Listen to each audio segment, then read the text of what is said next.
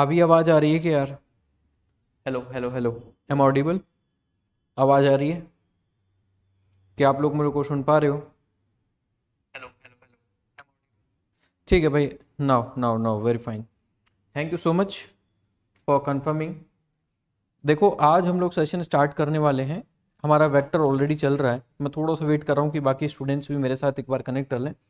After that भाई देखो, जो मैंने आपको बताया ना, आप लोग सिलेबस मेरे अकॉर्डिंग चलेगा, है ना।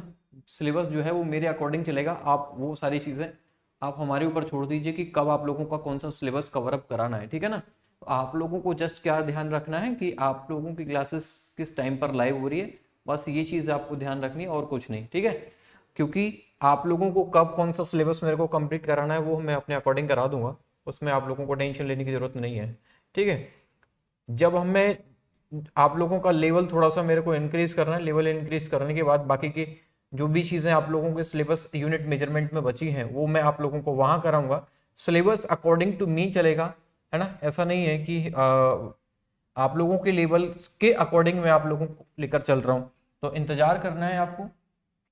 देखो, लास्ट में एक यही वाला क्वेश्चन था, जहां तक मुझे याद है मैंने क्वेश्चन इसी पॉइंट पर आपको ड्रॉप किया था और इसके आगे मैं अभी कंटिन्यू करने वाला हूँ, ठीक है। देखो, मैंने आपको समझाया था कि मैंने ये वाला नोट पॉइंट लिखा है था, vector can be shifted without changing its magnitude and direction. इनको चेंज किए बिना हम लोग उनको पैरेलल शिफ्ट कर सकते हैं। क्या कर सकते हैं? उनकी पैरेलल शिफ्टिंग कर सकते हैं। पैरेलल शिफ्टिंग अलाउड होती है किसमें? वेक्टर में। इसमें अगर और थोड़ा सा आप लोग समझने की कोशिश करेंगे तो वो कुछ इस तरीके से होगा। जैसे सपोज करिए हमने एक प्लेन लिया, है ना।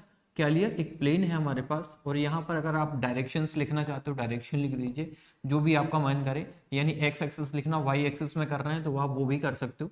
लेकिन मैं यहाँ पर ईस्ट, यहाँ पर नॉर्थ, साउथ, एंड यहाँ मैं लिख रहा हूँ वेक्टर, सॉरी वेस्ट। अब मैंने मानकर चलिए कि कोई एक वेक्टर ये वाला बना दिया। क्या बनाया? ये एक वेक्टर बनाया, मानकर चलिए। तो इस वेक्टर के लिए मैं क्या करता हूँ, देखो मैं डायरेक्शन चेंज नहीं करूंगा। मैं इस वेक्टर को यहाँ पर भी बना सकता हूँ, इस वेक्टर को मैं यहाँ भी बना सकता हूँ, इस वेक्टर को मैं यहाँ भी बना सकता हूँ, इस वेक्टर को मैं यहाँ भी ले सकता हूँ। पैरेलल शिफ्टिंग अलाउड होती है, बस मुझे इसका मैग्नीट्यूड चेंज नहीं करना है, मुझे इसका डायरेक्शन चेंज नहीं करना है। Without changing the direction, without changing the magnitude, है ना। हमें क्या करना है? उसकी शिफ्टिंग करनी है। बस जब हमें यूज में आएगी तो हम उसके अकॉर्डिंगली हम करेंगे। मैंने आपको ये होमवर्क में दिया था, ये वाला क्वेश्चन, और सॉरी ये वाला क्वेश्चन मैंने आपको कराया था, और ये वाला क्वेश्चन मैंने आप लोगों के लिए होमवर्क में दिया था, ठीक है। इस क्वेश्चन को हम लोग सॉल्व करेंगे जिसमें बोला गया है कि A and B, vector A and C. अब ये सारी चीजें आप लोगों को मैंने दी हैं। मैंने आपको एंगल यहाँ पर बताया था कि एंगल किस तरीके से निकाला जाता है, क्योंकि एंगल बहुत हेल्प आएगा जब मैं आपको वेक्टर अलजेब्रा सिखाऊंगा, ठीक है। अब आपको ए एंड बी के बीच में एंगल बताना है, ए एंड सी के बीच में बताना है, बी एंड सी के बीच में बताना है। तो ये आप लोगों को क्या करना है, इसमें अपना एनालिसिस लगाना है, जो आप लोगों ने अभी तक सीखा है उसके बेसिस पर आपको यहां बताना होगा, ठीक है।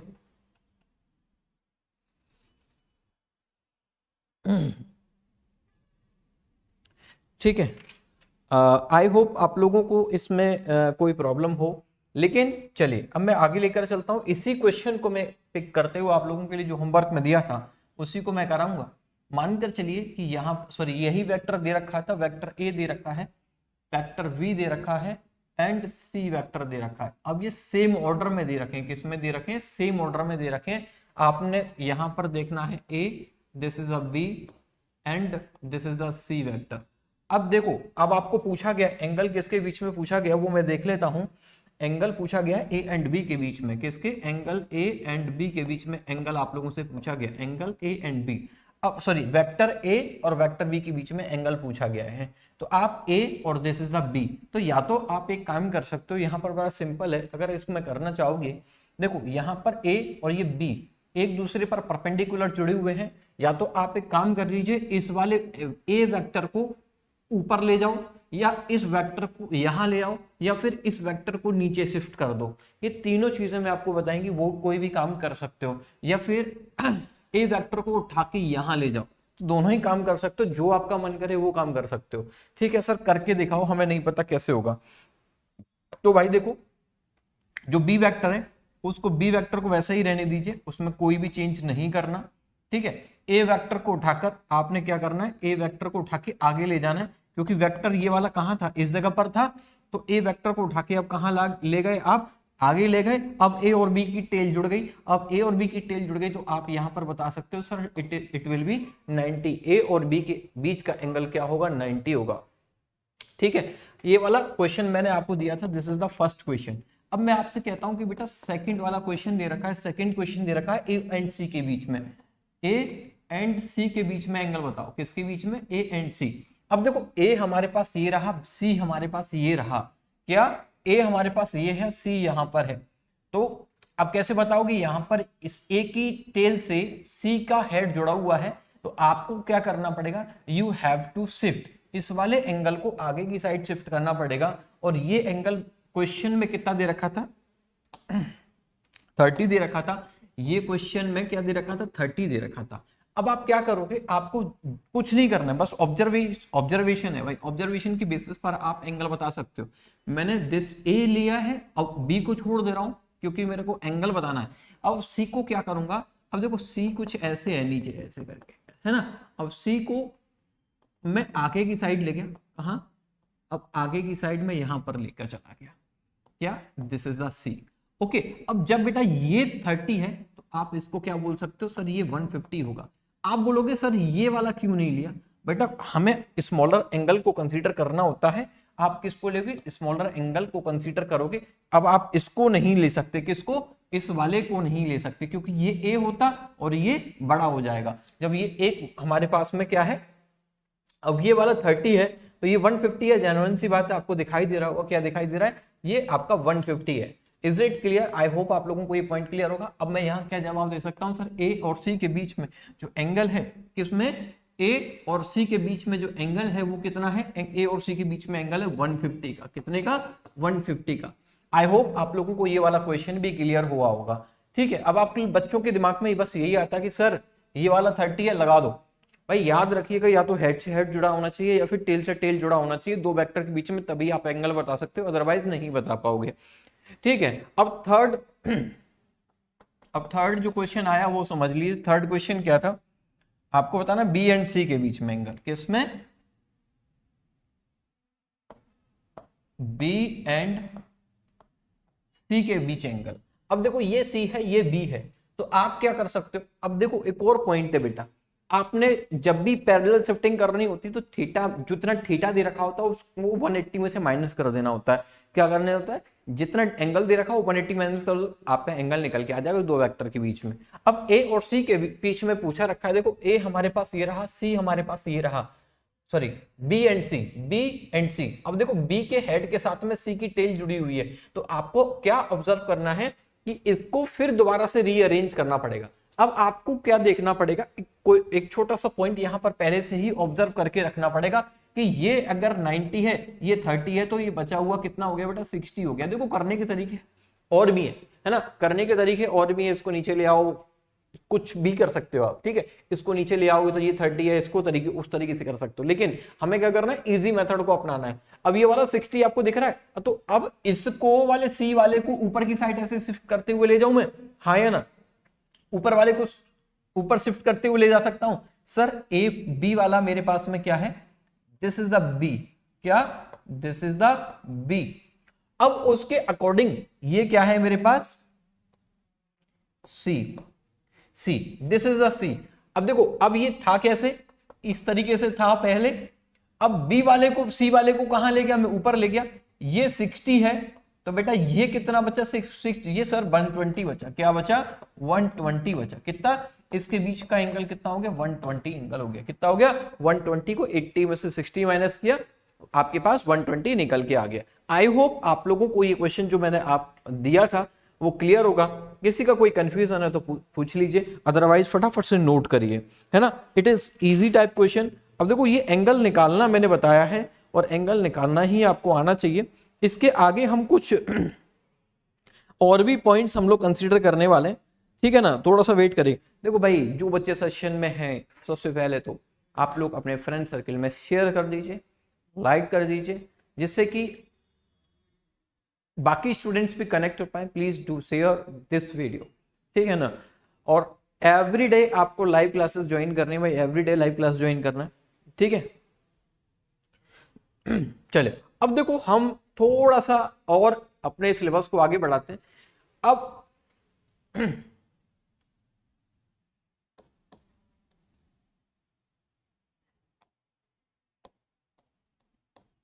पैरेलल वेक्टर क्या होते हैं वो समझ लीजिए। What is the parallel vector?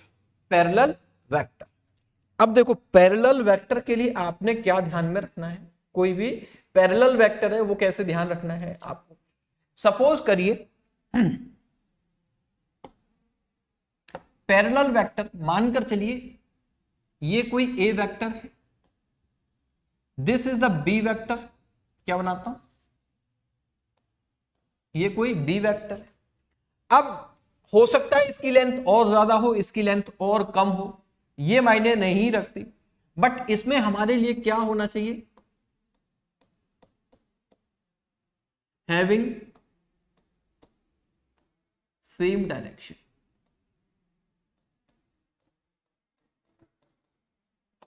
Having same direction, यानी कि सेम डायरेक्शन होनी चाहिए किसके लिए, पैरेलल वेक्टर्स के लिए। पैरेलल वेक्टर्स के लिए डायरेक्शन का सेम होना जरूरी है। अब बोलोगे सर सेम डायरेक्शन, मानकर चाहिए ईस्ट में है, this the A vector in east, B vector in east, you can say कि these vectors are parallel to each other, एक दूसरे के पैरेलल होंगे। अब पैरेलल वेक्टर्स के बीच में जो एंगल होता है वो कितना होगा, वो याद रखिएगा, ऑलवेज थीटा इक्वल्स टू 0, कितना, 0 डिग्री होता है किसके बीच, पैरेलल वेक्टर्स के बीच में। ओके, यस और नो, आई होप आप लोगों को पॉइंट क्लियर होगा। लेकिन कई बार हम लोगों को एक कंफ्यूजन हो जाता है, क्या होता है, कंफ्यूजन हो जाता है कि सर पैरेलल वेक्टर क्या इक्वल वेक्टर भी होंगे, है ना। तो भाई उस कंफ्यूजन को थोड़ा आगे चल के दूर करेंगे। बस आपको एक पॉइंट याद रखने की जरूरत है, इसका एग्जाम्पल, है ना, एग्जाम्पल याद रखने की जरूरत है। वो एग्जाम्पल, सॉरी, एग्जाम्पल याद रखने की जरूरत है। एग्जाम्पल कैसे याद रखेंगे, जैसे सपोज करिए मैंने एक फोर्स दिया, फोर्स वेक्टर दिया, ऑलमोस्ट ये मैंने फोर्स जो वेक्टर दिया 5 न्यूटन फोर्स दे दिया, कितना दिया, 5 न्यूटन फोर्स दिया, कितना दिया, 5 न्यूटन फोर्स दिया। या फिर इसको और थोड़ा सा सिंप्लीफाई करके लिखते हैं, आपको और बेटरली समझ में आएगा। कैसे, मानकर चलिए कोई एक मूविंग ऑब्जेक्ट है, m मास का ऑब्जेक्ट है कोई, और ये जो है 25 मीटर पर सेकेंड से जो है मूव कर रहा है, इसकी वेलोसिटी 25 मीटर पर सेकेंड है। क्या, इसकी वेलोसिटी वेक्टर जो है वो कितना है, 25 मीटर पर सेकेंड है। अब इसकी वेलोसिटी मेरे को बढ़ानी है, तो मैं क्या करता हूं, इसमें पीछे से आके फोर्स लगा देता हूं। क्या लगा देता हूं, इसमें पीछे से फोर्स लगा देता हूं इन द सेम डायरेक्शन। क्या, इन द सेम डायरेक्शन मैंने फोर्स लगा दिया, और वो फोर्स मानकर चलिए 20 न्यूटन है। कितना है, 20 न्यूटन है, कितना, 20 न्यूटन। तो अब मैं आपसे कहूं कि एफ और वेलोसिटी ये दोनों वेक्टर इक्वल होंगे, तो भाई थोड़ा सा ध्यान से सुनिए, यहां पर एक तो फोर्स एक वेलोसिटी है, तो इक्वल इक्वल का कंसीडर नहीं करना। We are taking only parallel vectors. सबसे पहले हम लोग पैरेलल वेक्टर्स पढ़ रहे हैं, तो पैरेलल वेक्टर्स को ही कंसीडर करना है। क्या करना है, पैरेलल वेक्टर्स को ही कंसीडर करना है। तो आप बोलोगे सर यहां पर जो कंसर्न देखा जा रहा है वो क्या है, कि जो फोर्स वेक्टर है उसकी डायरेक्शन एंड जो वेलोसिटी वेक्टर है उसकी डायरेक्शन, दोनों की डायरेक्शन जो है वो सेम है, और इसको हम लोग क्या कहेंगे, these are the parallel vectors. ये एक दूसरे के पैरेलल वेक्टर्स हैं जो कि सेम डायरेक्शन में लग रहे हैं। किस में लग रहे हैं, सेम डायरेक्शन में लग रहे हैं। इससे ज्यादा आगे पीछे मत सोच लीजिएगा भाई, इतना ही सोचना है। अब इसके बाद आपको हेडिंग डालनी,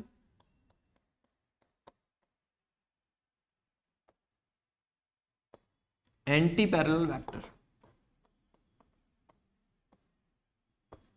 अब एंटी पैरेलल वेक्टर्स का मीनिंग क्या होता है, जैसे सपोज करिए कोई एक वेक्टर है, क्या है, कोई एक वेक्टर है ए, इस ए वेक्टर। अब इसके हमने कोई दूसरा वेक्टर लिया और उसकी डायरेक्शन अब हमने अपोजिट कंसीडर कर ली। क्या कर ली, डायरेक्शन अब हमने अपोजिट कंसीडर कर ली। अपोजिट डायरेक्शन, देखो एक वेक्टर इस डायरेक्शन में है, दूसरा वेक्टर उसकी जस्ट अपोजिट है, यानी कि 180 पर, क्या 180 पर, direction is opposite in on the 180 degree, यानी कि अब यहां पर ए एंगल, अब देखो एंगल देखना चाहूंगा तो ये एंगल ए डायरेक्शन ये वाला है, और इसकी टेल से बी की टेल को अगर मैं जोड़ूंगा और फिर इसमें एंगल निकालने की कोशिश करूंगा तो 180 मिलेगा। क्या आप लोग रिलेट कर पा रहे हो? तो एंगल कितना मिला? 180 मिला। कितना मिला? 180 मिला। तो एंगल कितना होना? एंटी पैरेलल वेक्टर्स के बीच में एंगल कितना होता है? 180। एंटी पैरेलल वेक्टर्स के बीच में एंगल कितना होता है? 180। यस और नो? समझ पाए हो या नहीं समझ पाए हो? आई होप आप लोगों को ये पॉइंट क्लियर होगा। यस और नो?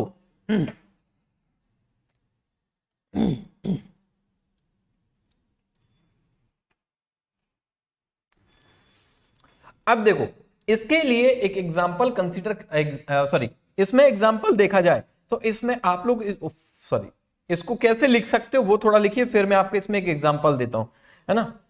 तो इसमें आप लोग इसको कैसे लिखोगे? सर जो ए वेक्टर है ना, ए जो वेक्टर है, ए वेक्टर की डायरेक्शन, ए वेक्टर की डायरेक्शन बी डायरेक्शन की अपोजिट है। तो माइनस साइन क्या शो कर रहा है? माइनस साइन शो करता है डायरेक्शन को। क्या शो करता है? माइनस डायरेक्शन, माइनस साइन जो है वो डायरेक्शन किसको शो करता है? डायरेक्शन। Is it clear? चलिए अब इसमें देखो, मानकर चलिए मैंने एक लिया ए वेक्टर, मान लीजिए मैंने ये एक तो ए वेक्टर लिया है और दूसरा एक वेक्टर ले लिया बी वेक्टर। क्या लिया? बी वेक्टर लिया। ठीक है, अब मैं क्या कहता हूं, मैंने इस पॉइंट को फिक्स कर दिया। क्या कर दिया? मैंने ए वेक्टर को फिक्स कर दिया। क्या कर दिया? ए वेक्टर को फिक्स कर दिया। अब मैं बी वेक्टर को ए वेक्टर का एंटी पैरेलल बनाना चाहता हूं। क्या बनाना चाहता हूं? एंटी पैरेलल बनाना चाहता हूं। तो इस बी को मेरे को कुछ ना कुछ रोटेट करूंगा तो देन ये इस पॉइंट पर इसका ये वाला वेक्टर जो है वो इसका अपोजिट निकल के आएगा। यस और नो? अगर मैं बी को फिक्स कर देता हूं, किसको? बी को फिक्स कर देता हूं और ए को रोटेट करना चाहूं, ए को बी का एंटी पैरेलल बनाना चाहूं, तो मैं क्या करूंगा? इसको ऐसे ऐसे से घुमाऊंगा और यहां तक मेरे को लेके आना पड़ेगा। अगर मैं एक को फिक्स करके दूसरे का एंटी पैरेलल बनाना चाहता हूं तो ये मेरे को उस तरीके से अपोजिट करना पड़ेगा। यस और नो? आई होप आप लोगों को ये पॉइंट समझ में आया होगा। यदि नहीं आया तो पूछिएगा जरूर। ठीक है, तो एंटी पैरेलल का कॉन्सेप्ट क्लियर हुआ? यस और नो? चलिए भाई एक बार सभी बता दीजिए, कि बताओगे तभी मेरे को कंसर्न आपका समझ में आएगा कि आपको क्लियर हुआ या नहीं हुआ। सभी को क्लियर हुआ या नहीं हुआ? भाई जल्दी बताओ यार।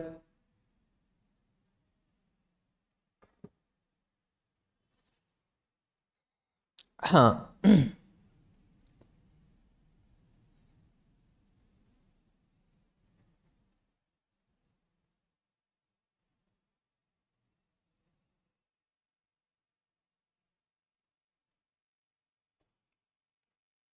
चलिए नोट करिए, आगे बढ़ते हैं फिर।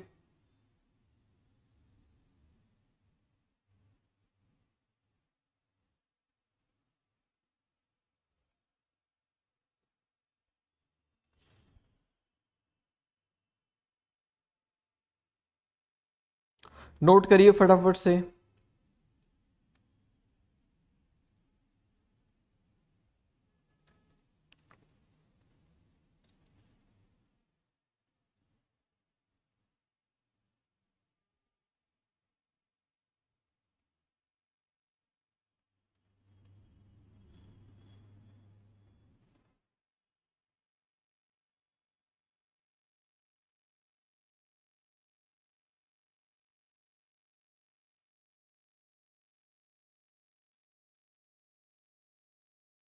अब देखो अगले पॉइंट की साइड मूव करते हैं। अगला पॉइंट हम लोग डालते हैं, डालिएगा, लिखिएगा, आगे मूव कर देंगे फिर। ठीक है, अब नेक्स्ट हेडिंग डालिएगा,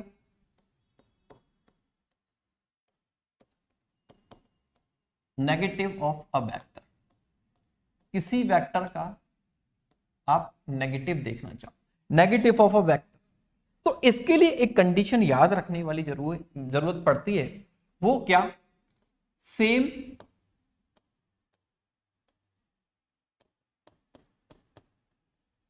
magnitude but opposite in direction, but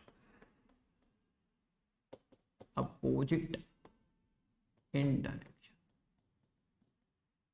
direction में अपोजिट होना चाहिए। क्या होना चाहिए? अपोजिट होना चाहिए। मानकर चलिए कोई ए वेक्टर है, क्या है? ए वेक्टर है, इसको मैंने लिखा 2 मीटर पर सेकेंड। क्या लिखा? 2 मीटर पर सेकेंड। अब इसको लिखा मैंने ईस्ट में। क्या लिखा? ईस्ट में। अब मैंने कोई एक और वेक्टर लिया जो बी था, और सेम मैग्नीट्यूड मेरे को कंसीडर करना है। क्या करना है? सेम मैग्नीट्यूड कंसीडर करना है, 2 मीटर पर सेकेंड, और इसके साथ मैंने लिखा this is the in west direction. तो देन आप क्या बोलोगे? सर ए जो है बी वेक्टर का ये होगा।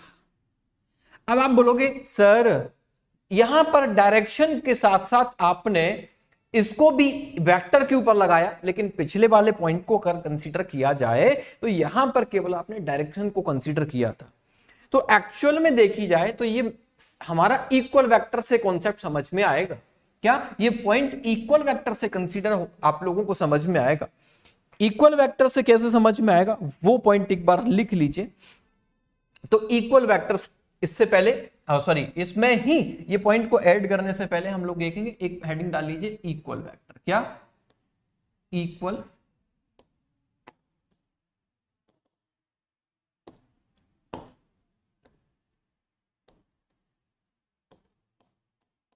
तो देखो इक्वल वेक्टर थोड़ा पॉइंट समझने वाला है, याद रखिएगा, इसको हल्के में मत लेना। वो क्या? इसमें क्या पॉइंट समझना है? अब देखो किसी वेक्टर को मैं यानी कि ए और बी वेक्टर को इक्वल कब कहूंगा? ये वेक्टर को इक्वल कह रहा हूं तो इसके लिए कुछ एक कंडीशंस होती हैं। क्या होती है? पहली कंडीशन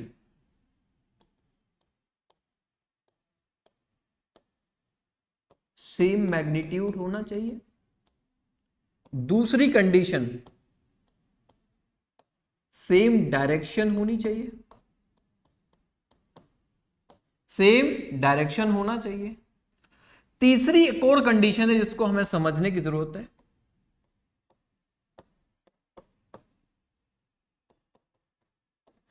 सेम फिजिकल क्वांटिटी होनी चाहिए। सेम फिजिकल क्वांटिटी होनी चाहिए। सर ये वाला पॉइंट तो समझ में आया, ये पॉइंट समझ में आया, इस पॉइंट को थोड़ा सा समझाने की कोशिश करो। तो आपको इसके लिए कैसे समझना है वो मैं आपको बताता हूं। देखो मानकर चलिए कि आपके पास एक ए वेक्टर दे रखा है। ए वेक्टर जो दे रखा था वो 5 न्यूटन नॉर्थ दे रखा था। क्या दे रखा था? नॉर्थ दे रखा था। एक बी वेक्टर दे रखा है, उसमें भी 5 न्यूटन नॉर्थ दे रखा है। क्या दे रखा है? नॉर्थ दे रखा है। तो in this case you can say कि ए वेक्टर बी वेक्टर के इक्वल। तो इसमें कैसे कंडीशंस को चेक किया? देखो ए और बी वेक्टर दो अलग अलग वेक्टर है। अब इसमें मैग्नीट्यूड चेक किया, इसका मैग्नीट्यूड किया, दोनों का मैग्नीट्यूड सेम, पहला पॉइंट क्लियर।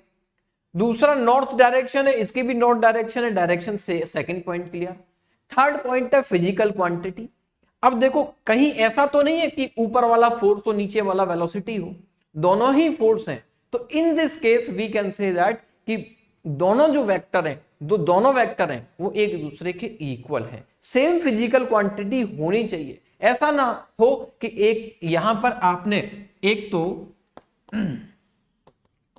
5 न्यूटन ईस्ट ले लिया, ठीक है, और दूसरी साइड वेलोसिटी हमने ले ली और वो भी 5 मीटर पर सेकेंड, और उसके साथ साथ ईस्ट। अब देखो एक वेलोसिटी है, एक हमारे पास में क्या है? फोर्स। तो ये दो डिफरेंट फिजिकल क्वांटिटी हो गई, तो ये कभी भी इक्वल नहीं हो सकते। क्या? ये कभी भी इक्वल नहीं हो सकते। इस पॉइंट को आप लोग हमेशा याद रखिएगा। क्या? इस पॉइंट को आप लोग ऑलवेज याद रखिएगा, ठीक है। अब इसमें आप लोगों को इसी पॉइंट को याद रखना है जो मैंने आपको समझाया था।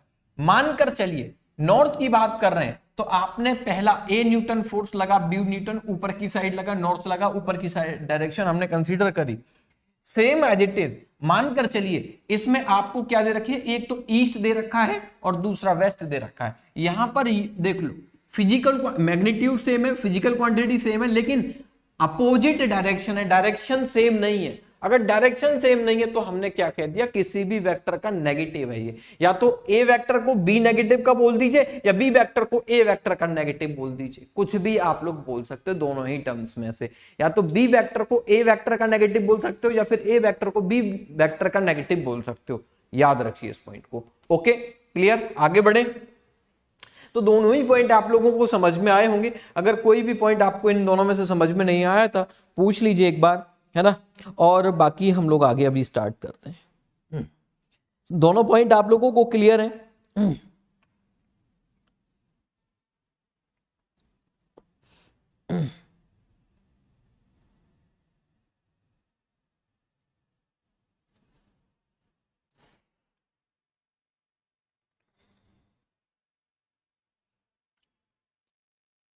अरे भाई अपने पास में ना यार ये चल रहा होता है यार, तुम लोगों की चैट भी पढ़नी है ना यार।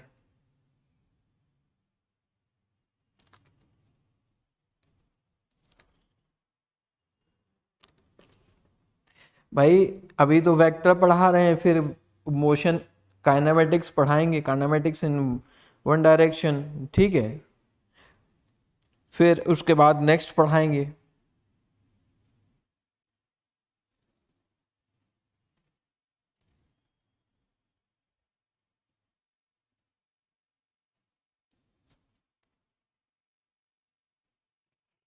ठीक है, आई होप आप लोगों को मैं जवाब दे पाया हूं। ठीक, बायो की क्लास की भाई अभी छुट्टी है, तो आप समझ लीजिए मैम जो है वो अभी लीव पर हैं, क्लास हो जाएंगी।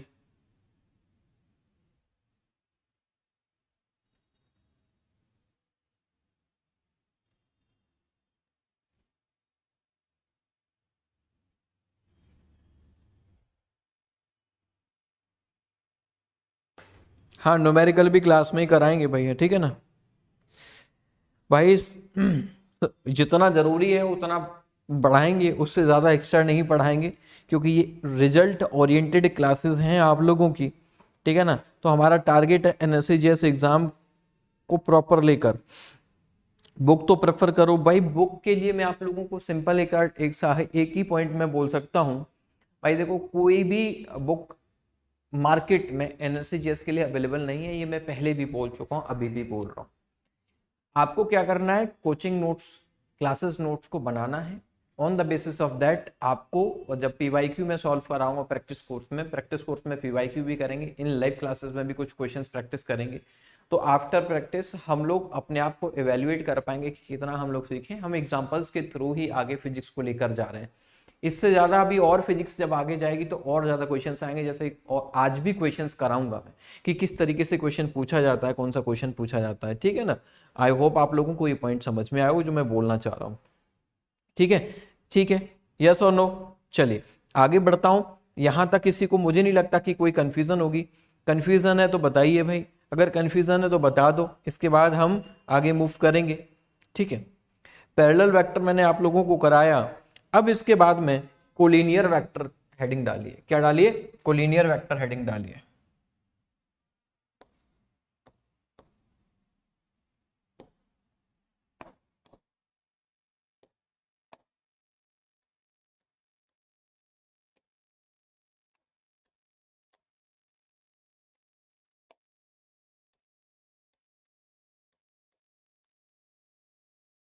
अब कोलिनियर वेक्टर क्या होता है, एनीवन एल्स, कोई भी बताना चाहे।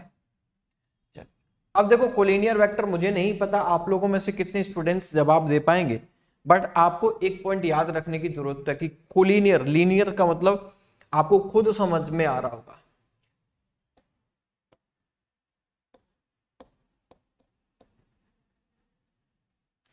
which lie in same line। I hope मैं समझ सकता हूं, इसका मीनिंग आप समझ पा रहे हो। सेम पाथ, पाथ सेम होना चाहिए। क्या होना चाहिए, पाथ सेम होना चाहिए। जैसे ये कोई पाथ है, अब इस पाथ पर आपने एक तो ए वेक्टर लिया, ऑन दिस सेम पाथ आपने कोई एक बी वेक्टर कंसीडर किया। क्या किया? एक बी वेक्टर कंसीडर किया। तो इनको ए एंड बी को आप लोग क्या बोलोगे? These are the collinear vector. क्या? These are the collinear vector. Okay.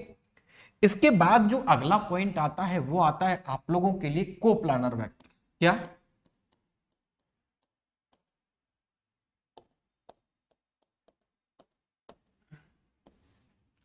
क्या? Coplanar vector. अब कोप्लानर वेक्टर क्या होते हैं वो थोड़ा सा समझने वाली बात है। देखिए, मानकर चलिए मेरे पास कोई एक ए वेक्टर है, मेरे पास एक और वेक्टर है दूसरा जिसको मैंने बी वेक्टर बोला। अब ये हालांकि ज्वाइन नहीं है एक दूसरे से, ये मेरे पास कोई सी वेक्टर है। क्या है? ये कोई सी वेक्टर है। अब इनका मीनिंग क्या होता है इस पॉइंट को थोड़ा सा समझने की कोशिश करेंगे बेटा। मानकर चलिए मेरे पास ए वेक्टर, ये दूसरा वेक्टर और ये तीसरा वेक्टर। अब ये दो वेक्टर की बात कर लेता हूं। क्या बात कर लेता हूं? पहले इनमें से हम दो वेक्टर की बात करते हैं। किसकी बात करते हैं? टू वेक्टर्स के बारे में बात कर लेते हैं। ओके, तो मानकर चलिए हमने टू वेक्टर अभी कंसीडर किए। तो देखो, ए वेक्टर बी वेक्टर, जब ए दो वेक्टर को देखा तो मैं इनके प्लेन को चेक करता हूं। तो देखिए भाई, एक ही प्लेन में आपको दिखाई दे रहे हैं। सर एक प्लेन में है? हाँ एक प्लेन में है। अब नहीं नहीं नहीं सर, डायरेक्शन चेंज कर दो। क्या कर दो? डायरेक्शन चेंज कर दो। सर ये अब एक प्लेन में नहीं है ना, अब एक प्लेन में नहीं है। तो एक काम करते हैं, जो आपने इस पेन को उठाकर ऐसे किया, एक वेक्टर को उठाकर इस डायरेक्शन में कर दिया, बोले सर एक प्लेन में बनाइए, दिखाओ एक प्लेन में। देखो भाई, एक प्लेन बन गया। एक प्लेन समझाया था, बोर्ड वाला प्लेन वाला कॉन्सेप्ट समझाया था मैंने आप लोगों को। नहीं सर इसको हम ऐसे कर देंगे। क्या कर देंगे? ऐसे कर देंगे। ऐसे कर दो आप। सर अब ये एक दूसरे एक ही प्लेन में कहां है? देखो भाई एक प्लेन में है कि नहीं है। आप दो वेक्टर को किसी भी हिसाब से अरेंज कर लीजिए, दोनों वेक्टर हमेशा एक ही प्लेन में होंगे। बट तीन वेक्टर्स एक प्लेन में हो सकते हैं और एक प्लेन में नहीं भी हो सकते हैं। इसको जब एक में होंगे तो उनको कोप्लानर वेक्टर कहते हैं, जब एक में नहीं होंगे तो वो कोप्लानर वेक्टर नहीं होंगे। जैसे सपोज करिए मैंने तीन वेक्टर को लिया। अब देखो तीन वेक्टर हैं, एक ही प्लेन में लाई कर रहे हैं। क्या कर रहे हैं? एक ही प्लेन में लाई कर रहे हैं। यस और नो? अब एक वेक्टर को उठा के मैंने यहां लगा दिया, यूं, है ना, एक वेक्टर को उठा के ऐसे लगा दिया। अब देखो एक वेक्टर, अब नहीं, ना तो ये इसमें प्लेन है और ना ये इसमें प्लेन है, ना इसमें प्लेन है ना इसमें प्लेन है, तो किसी प्लेन में कोई दिख ही नहीं रहा। तो ये कोप्लानर वेक्टर नहीं हो सकते। तीन वेक्टर हो सकता है, तीन वेक्टर कोप्लानर हो सकता है तीन वेक्टर कोप्लानर नहीं भी हो। तो ये एक तीनों की तीनों वेक्टर की मैं बात करूं तो ये आप लोगों को एक ही प्लेन में दिख रहे हैं। तो कोप्लानर वेक्टर के लिए आपको एक पॉइंट याद रखना होगा कि दो वेक्टर ऑलवेज किस में होंगे? कोप्लानर होंगे। बट तीन वेक्टर की कोई कंपलसरी नहीं है। क्या कि वेक्टर सॉरी कि वो कोप्लानर हो, ये इट इज नॉट कंपलसरी। चलिए, इसमें कोप्लानर वेक्टर में आपको कुछ पॉइंट याद रखना है। वो पॉइंट याद रखने वाले हैं, उनको याद रखने की जरूरत पड़ेगी आपको, है ना। व्हाट सर, क्या याद रखना है?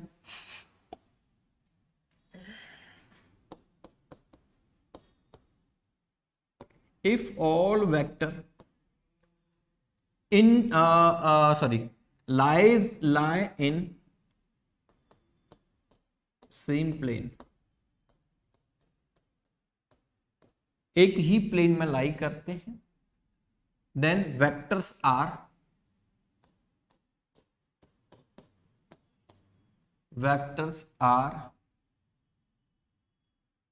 एक second, if all vectors lie in the same plane vectors known as, ऐसे लिखिए, वेक्टर्स नोन एज कोप्लानर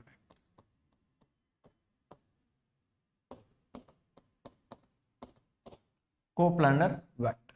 ठीक है, चलिए एक पॉइंट और है इसमें। अब आपने जो मैंने चीजें आपको बताए हैं, दोनों पॉइंट्स आपको याद रखने की जरूरत है। टू वेक्टर्स आर ऑलवेज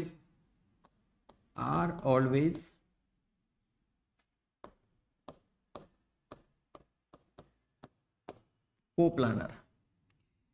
ठीक है, तीसरा क्या है?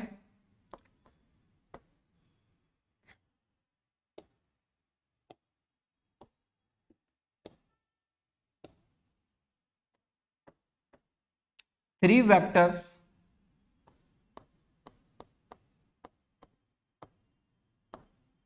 थ्री वेक्टर्स ऐसे लिखिए, मे और मे नॉट, मे बी और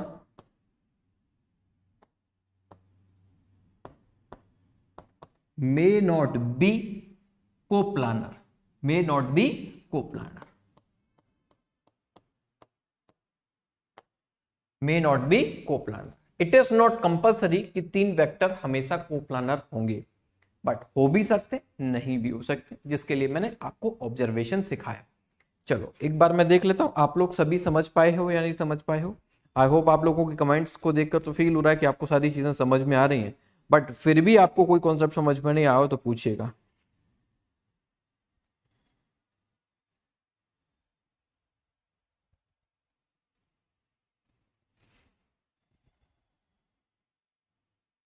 yes, very good, very good, very good, very good भाई, बहुत बढ़िया।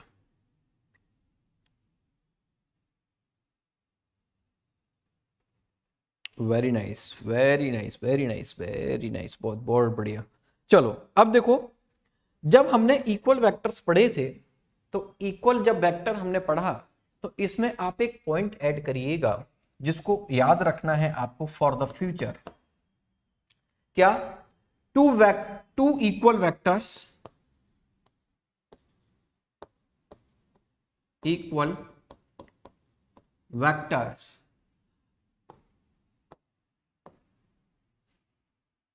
Are always parallel, are always parallel. अब इसका एक्सप्लेनेशन मैं आपको दूंगा। Parallel but but but parallel vectors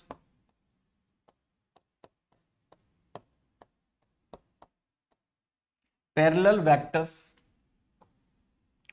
may not be equal, may not। अब देखो, इस पॉइंट को आप लोग कनेक्ट कर पा रहे होंगे।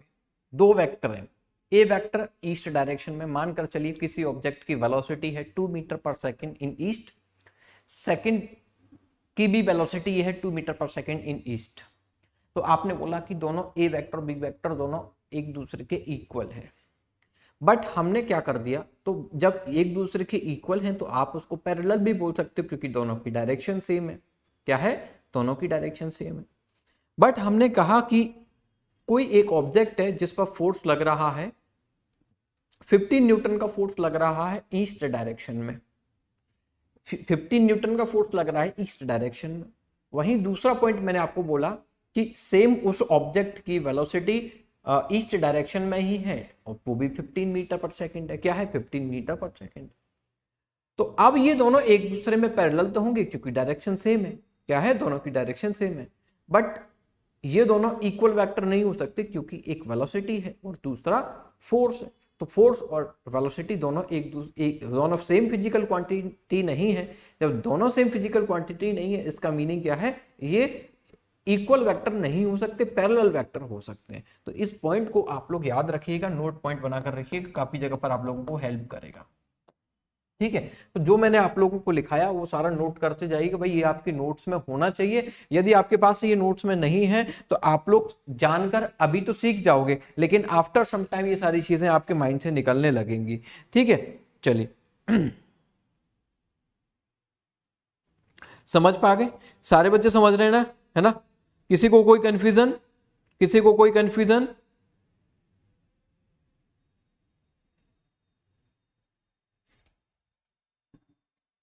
चलिए अब इसके बाद हम देखेंगे कॉन्क्यूरेंट वेक्टर्स।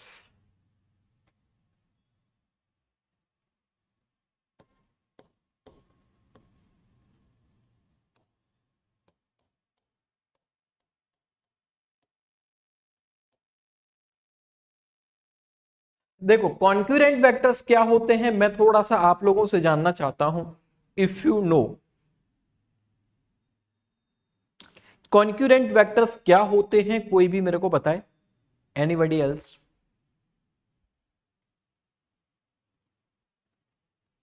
तो देखिए याद रखिएगा, मुझे किसी का रेस्पॉन्स नहीं मिला, यार कम से कम बोल तो दिया करो, अगर आता है तब भी बोलो, नहीं आता तो भी बोल दो सर नहीं आता, कोई बात नहीं। मानकर चलिए कॉन्क्यूरेंट वेक्टर, ये कोई ए वेक्टर क्या है, ये ए वेक्टर है, ये कोई बी वेक्टर क्या है, ये कोई बी वेक्टर, ये कोई सी वेक्टर क्या है, सी वेक्टर है। तो ध्यान रखिएगा इसमें पहला पॉइंट व्हाट, टू और मोर vectors intersect, two or more vector intersect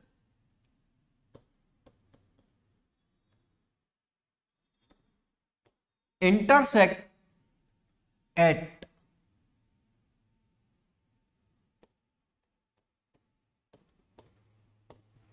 same point, एक ही पॉइंट पर। तो ये पहला पॉइंट। अब मानकर चलिए कोई दूसरा कंडीशन, ये कोई बेटा ए वेक्टर है, ये कोई बी वेक्टर है,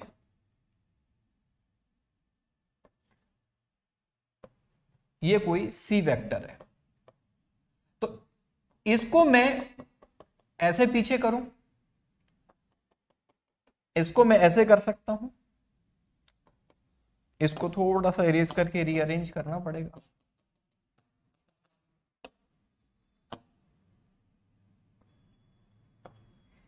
ये सी वेक्टर है।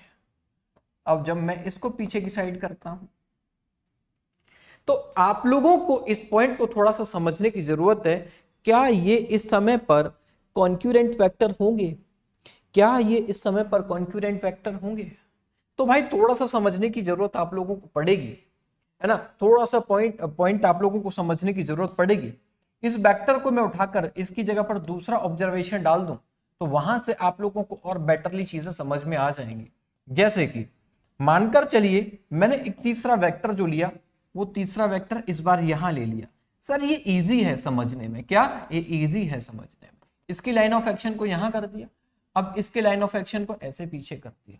अब देखो ये मेरे पास ए वेक्टर, ये बी वेक्टर, ये सी वेक्टर, अब ये तीनों के तीनों वेक्टर है, इनका लाइन ऑफ एक्शन को मैंने एक्सटेंड किया। क्या किया? इनके लाइन ऑफ एक्शन को मैंने एक्सटेंड किया।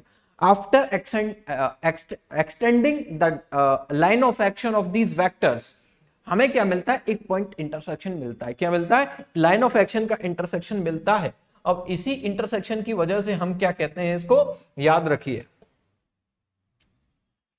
इसको हम कॉन्क्यूरेंट वेक्टर्स कहते हैं। तो आप इसमें पॉइंट ऐड करिए, टू और मोर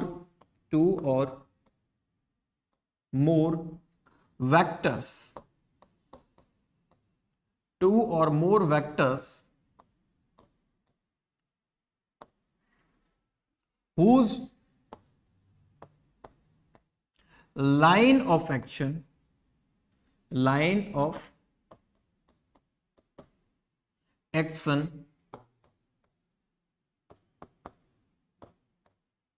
intersect at a common point।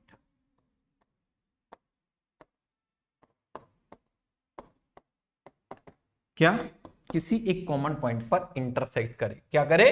किसी एक पॉइंट पर कॉमन इंटरसेक्ट करे। तो इस तरीके के वेक्टर्स को हम कॉन्क्यूरेंट वेक्टर्स के नाम से जानते हैं। किसके नाम से जानते हैं? इस तरीके के वेक्टर्स को हम लोग कॉन्क्यूरेंट वेक्टर्स के नाम से जानते हैं।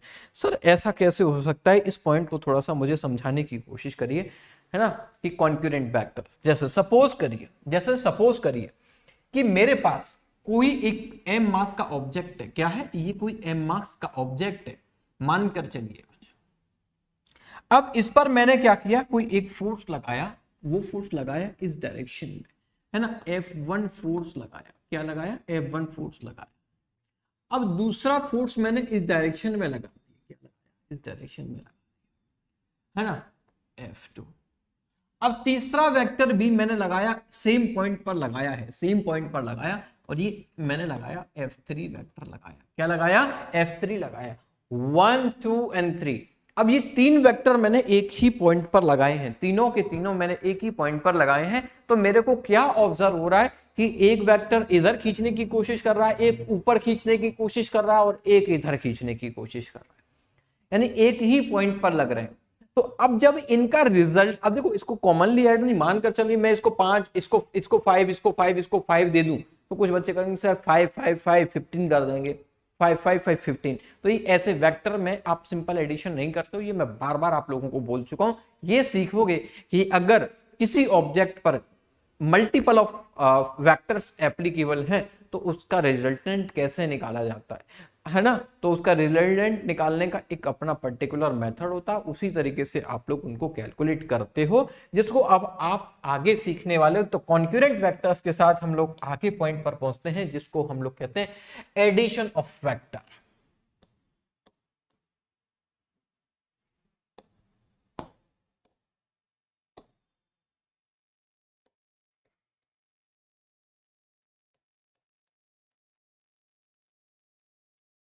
एडिशन ऑफ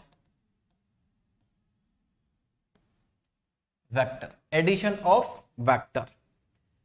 अब देखो एडिशन ऑफ वेक्टर, जिसमें मैं सिंपल इधर उधर नहीं घुमाऊंगा आप लोगों को, सीधा सिंपल पॉइंट पर आएंगे कि जिसमें आप लोग एक पॉइंट पढ़ोगे वो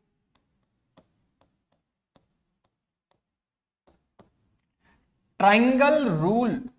अब ट्राइंगल लॉ ऐसे भी बोलते हैं, लेकिन ट्राइंगल रूल मेरी लैंग्वेज में, of vector addition. Triangle rule of vector addition, ठीक है। ट्राइंगल लॉ, ट्राइंगल रूल, आप इस पॉइंट को। अब दूसरा आता है parallelogram rule of vector addition. दूसरा आता है पैरेललोग्राम। अब यहां पर केवल ट्राइंगल की जगह पर पैरेललोग्राम हो जाता, ठीक है। लेकिन मैं सीधा ट्राइंगल से स्टार्ट कर रहा हूं, तो ट्राइंगल में आप लोगों को स्टार्ट कर रहा हूं, तो ट्राइंगल ही डाल रहा हूं मैं, पैरेललोग्राम अभी नहीं। पैरेललोग्राम जब सीखेंगे तो पैरेललोग्राम में हेडिंग आप लोगों के लिए मेंशन कर दूंगा, ठीक है। ठीक है भाई, समझे या नहीं समझे? तो ट्राइंगल रूल की बात करते हैं थोड़ा। ट्राइंगल रूल बहुत आसान है, लेकिन करोगे तब आसान है, इसके क्वेश्चंस को करना भी आसान है। इनसे हम लोग अपना कॉन्सेप्ट भी क्लियर करेंगे, और आगे की वेक्टर अलजेब्रा के बारे में हमें थोड़ा बहुत समझ में आएगा, ठीक है। चलिए, हमारे पास कोई ए वेक्टर है, मानकर चलिए this is the A vector. क्या है ये? एक ए वेक्टर है। इसके साथ मैंने कोई एक बी वेक्टर आप लोगों को दे दिया। क्या दे दिया? एक बी वेक्टर मैंने आपको दिया, और ये जो है एक्स एक्सिस के साथ में कुछ ना कुछ एंगल मेक करता है। क्या करता है? ये कुछ ना कुछ एंगल मेक करता है, जिसको मैं थीटा में बोल दूं, कुछ भी बोल दीजिए, इसको आप अल्फा बोल दीजिए, इसको आप जो भी दे रखा है एंगल वो कंसीडर कर सकते हो। तो अब इनका एडिशन, ए और बी, इन दो वेक्टर का एडिशन जो होगा, इस इन दोनों वेक्टर के एडिशन को ही हम लोग क्या कहते हैं बेटा? रिजल्टेंट आर बोलते हैं। क्या बोलते हैं? दूसरा एक और पॉइंट आता है जिसके लिए हम बात करें, तो इन दोनों का जब हम लोग एडिशन करेंगे तो ये वेक्टर एडिशन होगा, नॉर्मल सिंपल एडिशन नहीं होगा। तो जब इसका जो रिजल्ट आएगा उसको हम लोग कहते हैं रिजल्टेंट वेक्टर। क्या कहते हैं? ए वेक्टर है, बी वेक्टर है, इन दोनों का जब वेक्टर एडिशन हो जाएगा तो उसका रिजल्टेंट वेक्टर बनेगा। क्या बनेगा? उसको हम लोग कहते हैं रिजल्टेंट वेक्टर।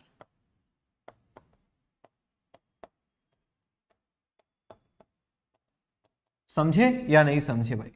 इसको हम क्या कहते हैं? रिजल्टेंट वेक्टर कहते हैं। क्या कहते हैं? इसको हम लोग कहते हैं रिजल्टेंट वेक्टर। आई होप आप लोगों को ये पॉइंट क्लियर होगा।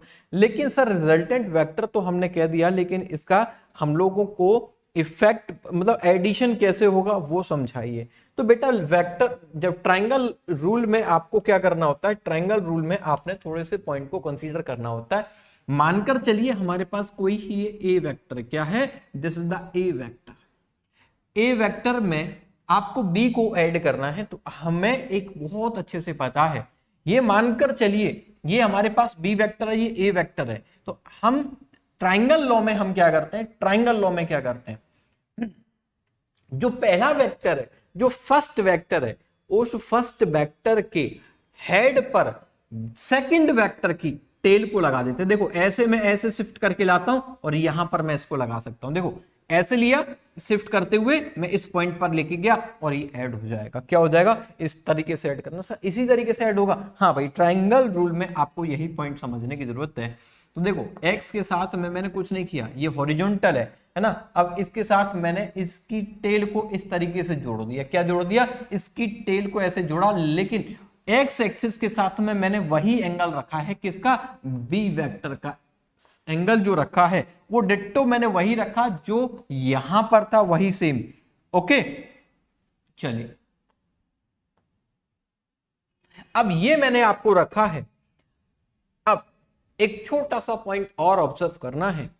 सर ये ए वेक्टर हो गया, ये बी वेक्टर हो गया, इन दोनों वेक्टर का एडिशन हुआ, तो अब तीसरा वेक्टर जो हमने बताया है sir R, A plus B, B का जो है ए प्लस बी को वेक्टर एडिशन से करोगे तो तीसरा वेक्टर आपको नहीं मिलेगा। कौन सा? Resultant vector. क्या मिलेगा? रिजल्टेंट वेक्टर मिलेगा। वो रिजल्टेंट वेक्टर कहां पर, किस तरीके से हम ड्रॉ करेंगे वो थोड़ा समझने की कोशिश करिएगा। एक ही स्टेटमेंट मैं बताऊंगा, ध्यान से सुन लेना। देखो जब ए फर्स्ट वेक्टर के हेड पर सेकंड वेक्टर की टेल को आपने ऐड कर दिया, क्या कर दिया? टेल को ऐड कर दिया, तो इसका जो रिजल्टेंट होगा वो फर्स्ट वेक्टर की टेल पर टेल आती है और सेकंड वेक्टर की हेड पर हेड आती है। ठीक है, एक सिंगल टर्म्स में मैंने आपको ये पॉइंट समझाने की कोशिश करी है। मानकर चलिए फर्स्ट वेक्टर कौन सा? ए, तो इस पर जो रिजल्टेंट वेक्टर होगा उसकी टेल आएगी। क्या आएगी? टेल आएगी। और सेकंड वेक्टर है हमारा B, second vector is B. अब सेकंड वेक्टर बी के हेड पर इस रिजल्टेंट वेक्टर का हेड चला गया। फर्स्ट वेक्टर के टेल पर टेल आ गई और सेकंड वेक्टर के हेड पर हेड आ गया, और इसी को हम लोग क्या कहते हैं बेटा? Resultant vector R. क्या कहते हैं? इसी को हम लोग क्या कहते हैं? Resultant vector R. I hope आप लोगों को ये पॉइंट समझ में आया होगा। क्या अगर नहीं समझ में आया तो भाई पूछ लीजिएगा। इसका मीनिंग क्या है? सपोज करिए एक ऑब्जेक्ट को मैं ऐसे पकड़ के खींचता हूं और एक उसी ऑब्जेक्ट को ऊपर की साइड ऐसे खींच रहा है, तो उसका जो फंक्शन होगा, जो उसमें एकदम इफेक्ट आपको निकलेगा, तो वो इफेक्ट जो है इन ये हॉरिजॉन्टल, ये दूसरा ऐसे, तो इसके बीच में कहीं निकल रहा होगा। मैंने जैसे कि आपको समझाया था कि एक बॉक्स को दो लोग ऐसे खींचते हैं तो वो ना तो ऊपर जाएगा वो ना नीचे जाएगा, वो सामने की साइड ऐसे मूव करता है। क्या करता है? सामने की साइड मूव करता है। क्लियर भाई? आपको ये पॉइंट क्लियर हुआ? यस और नो? आई होप ये पॉइंट समझ में आया होगा। किसी को भी कोई समझ में नहीं आया हो तो मेरे को पूछ लीजिए भाई, अभी भी मैं आप लोगों को क्लियर कर दूंगा। तो आपने जो देखना है वो व्हाट सर, रिजल्टेंट जो वेक्टर है क्या है? रिजल्टेंट वेक्टर है। जो रिजल्टेंट है वो क्या है? Net effect. क्या है? नेट इफेक्ट है। Net effect. अब इस रिजल्टेंट में आपको एक ही पॉइंट याद रखना है जो मैं आपको बोल रहा हूं। एक तो फर्स्ट वेक्टर की टेल से टेल ऐड करनी है, टेल टू टेल, और सेकंड पॉइंट क्या आपको देखना है sir? Head to head, head to. अब देखो ये क्यों लिखाया हूं, उसका एक रीजन है। जब आपको तीन वेक्टर इस तरीके से दे दिए गए ट्रायंगल बनाकर और आपसे पूछा गया, और उसमें ए बी सी कुछ नहीं दे रखा, और आपसे पूछा गया इसमें से कौन सा रिजल्टेंट वेक्टर है, तो आपको आइडेंटिफाई करना भी आना चाहिए कि जब हमें क्या देखना है कि जो वेक्टर किसी के हेड पर ऐड हो रहा हो तो उसका एडिशन है। जैसे ए वेक्टर पे बी वेक्टर का टेल है और ए वेक्टर का हेड है, तो इन दोनों का एडिशन हो रहा है। वहीं रिजल्टेंट वेक्टर में आप देख रहे हो एक, यानी कि एक की टेल पर टेल है उसके और दूसरे पर हेड है, तो इसका मीनिंग है यही है हमारा इन दोनों वेक्टर्स का एडिशन, और एडिशन होने के बाद जो रिजल्टेंट आ रहा है। यस और नो? आई होप आप लोगों को ये पॉइंट समझ में आया होगा। यदि नहीं आया तो मेरे को पूछ लीजिए, अभी भी हम लोग इसको इस कंसर्न को एक बार देख सकते हैं। चलिए अब एक पॉइंट में ऑब्जर्वेशन जो मैं आपको बोल रहा था उसी पॉइंट को हम लोग कंसीडर करते हैं और देखते हैं कि इसका मीनिंग क्या है ना। सपोज करिए मेरे पास रिजल्टेंट, जरूरी नहीं है कि रिजल्टेंट हो, this is the A vector, this is the B vector. अब क्या हुआ, अब ये एक वेक्टर दे रखा है, क्या दे रखा है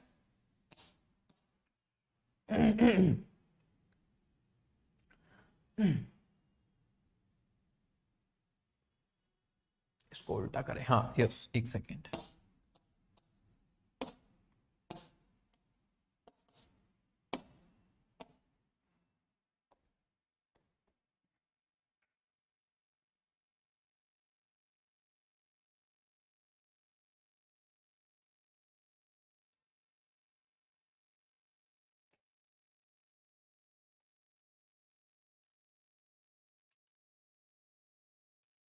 नहीं ये भी ऐसा नहीं करना पड़ेगा, ये थोड़ा सा इसमें भी चेंज। अब ये ऐसे, ये ए वेक्टर, ये सी वेक्टर, अब इस तरीके से दे रखा है। तो इसको आप क्या लिख सकते हो, देखो वहां एक सिंपल तरीके से जो चीज मैंने बताई थी उसी को थोड़ा सा यहां पर रिवर्स किया, डायरेक्शंस को रिवर्स किया है, डायरेक्शंस को चेंज किया, और उसी के बेसिस पर मैं आपको बोलता हूं। तो इसमें आपको क्या इवैल्यूएशन करना है सर, ए और बी, यानी कि बी के हेड पर ए का टेल लगा हुआ है तो इन दोनों का एडिशन है। सी वेक्टर क्या है, बी की टेल पर क्या है, बी की टेल पर सी का है, और इधर हम लोग क्या देख पा रहे हैं, ए की हेड पर जो है वो सी का है। तो सी जो है इसमें रिजल्टेंट है, क्या है, सी रिजल्टेंट है, बी प्लस ए कुछ इस तरीके से एडिशन के लिए बोल रहा है। ठीक है, आई होप आप लोगों को ये पॉइंट समझ में आया होगा। यदि किसी को भी ये पॉइंट समझ में नहीं आ रहा तो मेरे को पूछ लीजिए, है ना। आपको ये पॉइंट बहुत स्मार्टली क्लियर होना चाहिए, किसी भी तरीके से अगर आपसे पूछा जाए you can reply this answer. ठीक है, अब नेक्स्ट इसी में, this is the first one. अब हम इसी के सेकंड पॉइंट पर मूव करते हैं और सेकंड पॉइंट देखते हैं क्या होता है। जैसे सपोज करिए, क्या करिए, सपोज करिए आपको एक दे दिया ए वेक्टर, क्या दे दिया, ए वेक्टर, इसके बाद this is the B vector and this is the same C vector. आप कहां बोलोगे सर अब कमाल हो गया, अब यहां पर तो ए के हेड पर बी का टेल लगा हुआ, बी के हेड पर सी का टेल लगा हुआ, तो यहां तो रिजल्टेंट मेरे को समझ में नहीं आ रहा, रिजल्टेंट समझ में नहीं आ रहा। कोई बात नहीं भाई, समझ में नहीं आ रहा, लेकिन कुछ तो अभी तक पढ़े हो, उसके बेसिस पर ऑब्जर्वेशन लगाओ।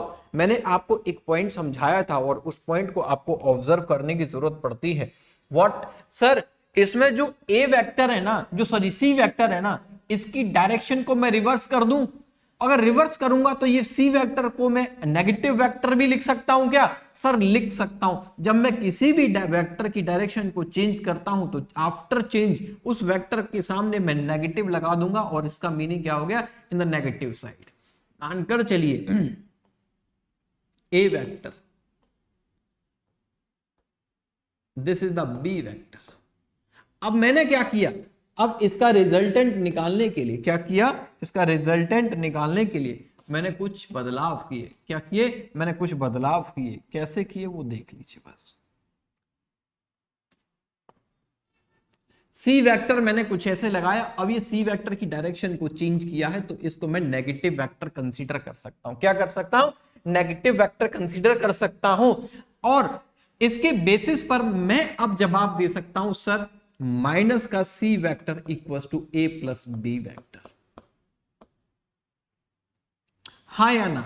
अब इस पॉइंट से एक और पॉइंट मेरे को दिखाई दे रहा है, what what sir, A vector plus B vector plus C vector equals to 0। जब मैं सी को दूसरी साइड लेकर चला गया तो मेरा कुछ ये बना।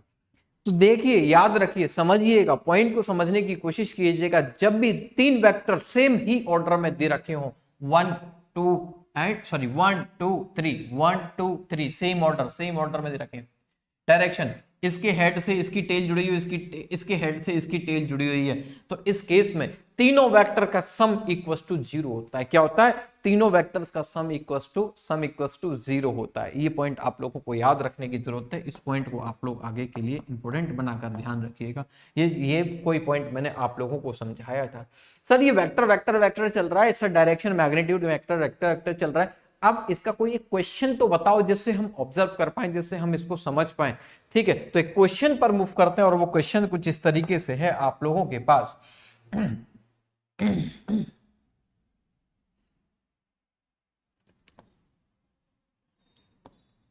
This is the 3 metre displacement, क्या S1 3 metre east,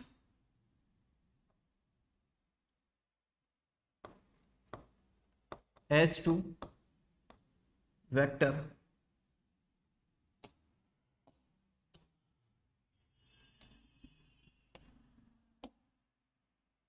it is 4 metre,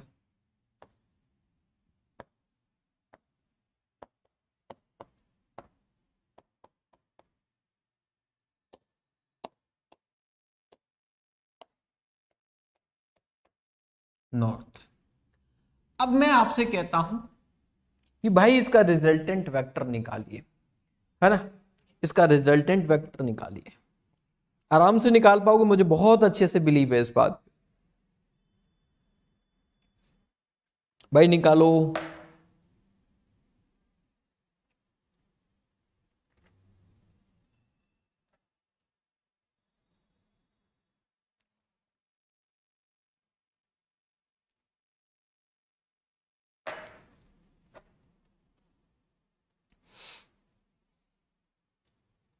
देखो जो बच्चे लाइव देख रहे हैं, एक बार भाई सेशन को लाइक तो जरूर करिए, जिससे कि मैं भी तो थोड़ा देख पाऊँ कि आप लोगों को चीज़ें समझ में आ रही हैं नहीं आ रही हैं। नॉर्थ ईस्ट,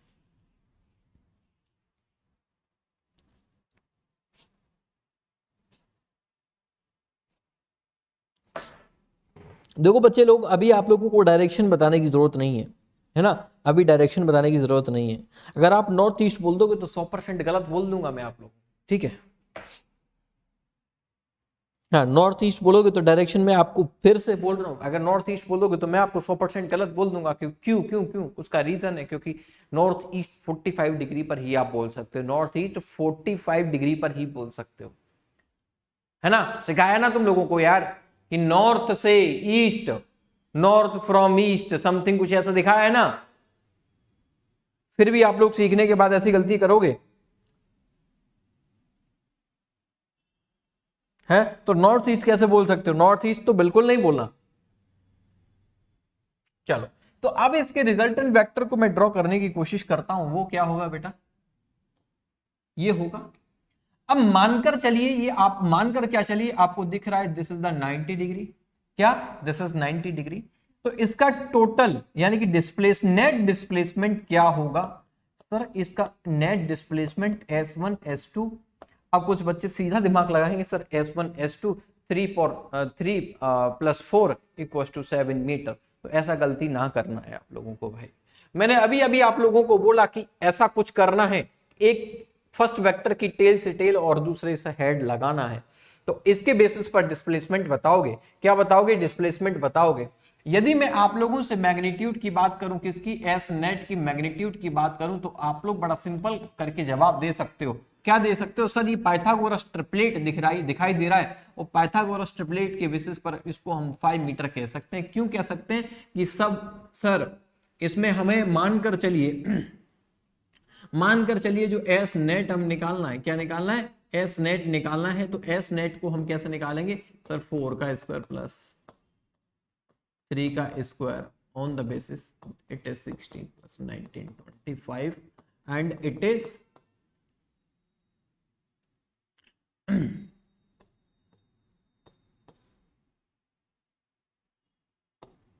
सॉरी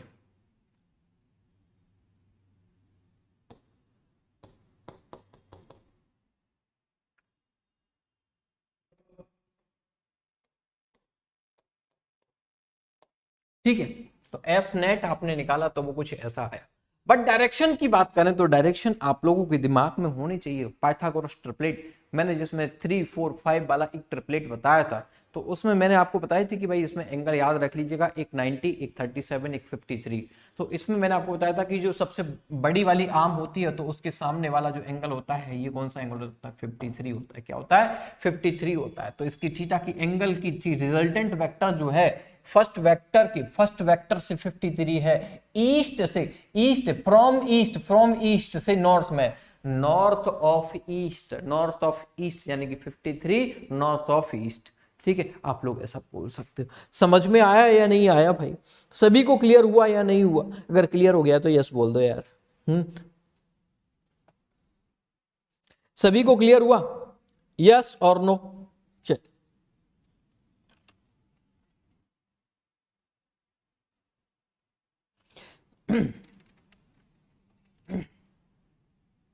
और भी क्वेश्चंस कराऊंगा, लेकिन वो क्वेश्चन करने से पहले जो ट्रायंगल रूल हमने पढ़ा है उनका कंक्लूजन एक बार लिख लीजिए, जिससे आपको सारी चीजें याद रहें। क्या रहे? सारी चीजें आप लोगों को याद रहें, उसका क्या लिख लीजिए?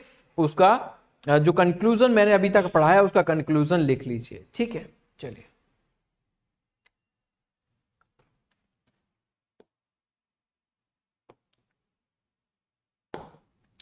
Conclusion,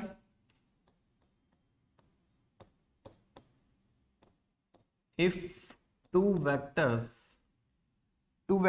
represents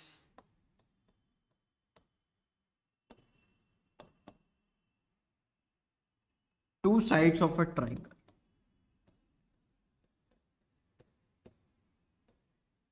two sides of triangle, two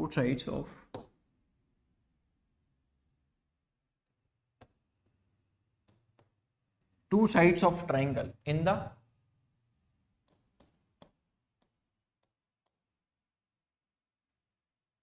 same order या सेम सेंस में। सेम सेंस का मतलब एक का हेड दूसरे की tell.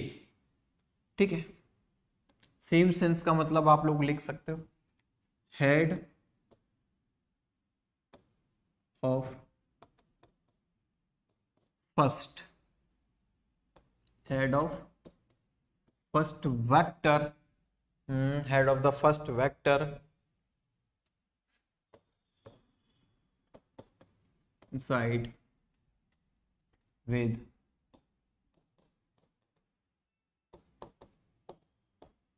the other with the with tail of other, ऐसे लिखिए, with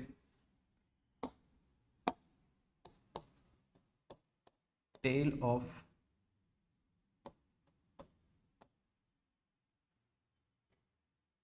other vector। ठीक है, ये सेम सेंस का मतलब समझ गए कि एक का हेड दूसरे की टेल। समझे? यस और नो? आई होप आप लोगों को ये पॉइंट समझ में आया होगा। Then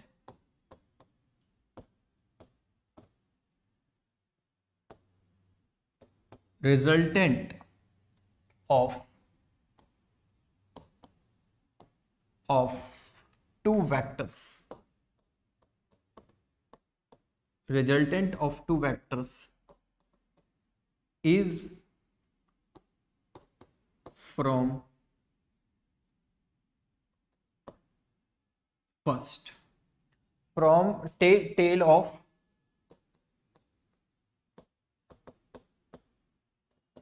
first vector to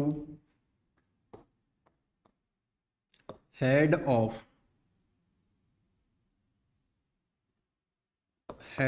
the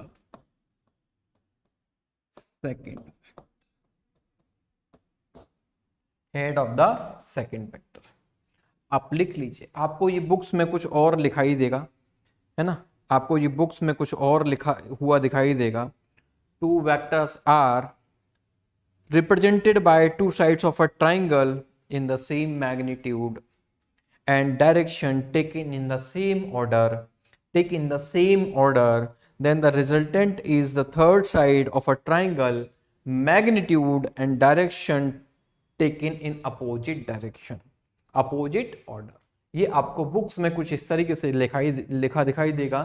यानी कि हम लोग किसी ट्राइंगल में दो वेक्टर को देखते हैं और दो वेक्टर जो है वो सेम ऑर्डर में ऐड है, तो जो ट्रायंगल की थर्ड साइड होती है वो रिजल्टेंट वेक्टर होती है, तो वो अपोजिट इन ऑर्डर, यानी कि उसका ऑर्डर जो है वो अपोजिट होता है। जैसे मैंने अभी आप लोगों को पीछे दिखाया था, पीछे पॉइंट समझाए थे, तो उसी तरीके से समझने की कोशिश कीजिएगा। This is the A order, this is the B और बी वेक्टर, यानी कि ए वेक्टर के हेड पर बी की टेल लगी हुई है, तो जो हमारे पास रिजल्टेंट वेक्टर होता है, क्या इन दोनों का रिजल्टेंट वेक्टर होता है, तो अपोजिट ऑर्डर में होता है। ये मैंने सिंपल लैंग्वेज में आपको लिखाया, ये बुक इस लैंग्वेज में मैंने आपको बताया कि किसी भी ट्रायंगल के दो वेक्टर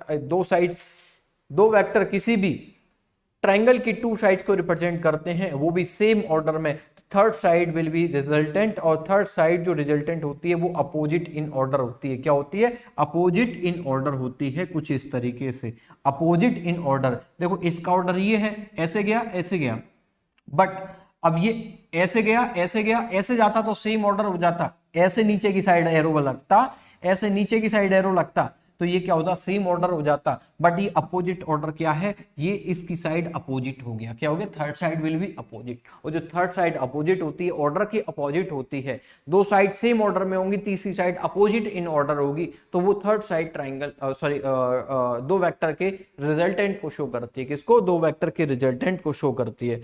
आई होप आप लोगों को ये पॉइंट समझ में आएगा। और ट्राइंगल लॉ के आगे मैं आप लोगों को अगले सेशन में आके क्वेश्चंस कराऊंगा, और अगले सेशन में पैरेललोग्राम लॉ, पॉलीगन लॉ भी मैं आपके साथ कंसीडर करूंगा, पॉलीगन लॉ भी डिस्कस करूंगा।